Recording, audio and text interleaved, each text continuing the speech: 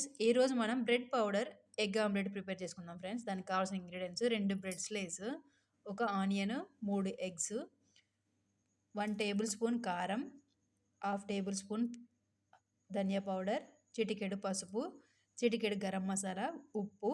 ముందుగా bread స్లైస్ని powder చేసుకోవాలి friends. పౌడర్లోకి మనం తీసుకున్న ఇంగ్రీడియంట్స్ అన్ని ఇందులోనే మిక్స్ చేసుకొని మరొకసారి మిక్సీ పట్టుకోవాలి. ఇప్పుడే ఉప్పు సరిపోయిందో లేదో చూసుకొని అడ్జస్ట్ చేసుకోవాలి ఫ్రెండ్స్. ఈ తర్వాత మనము ఆనియన్ కట్ చేసి ఇందులోనే యాడ్ చేయాలి. అప్పుడు ఎగ్ బ్రేక్ చేసుకోవాలి.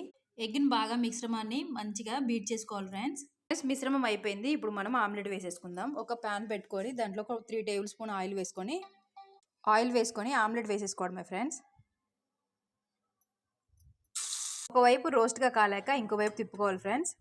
టేస్టీగా బ్రెడ్ పౌడర్ ఆమ్లెట్ ప్రిపేర్ అయిపోయింది ఫ్రెండ్స్. ఈ విధంగా చేసుకోవడం వల్ల క్రంచీగా ఉంటుంది, తినడానికి ఎంతో బాగుంటుంది ఫ్రెండ్స్.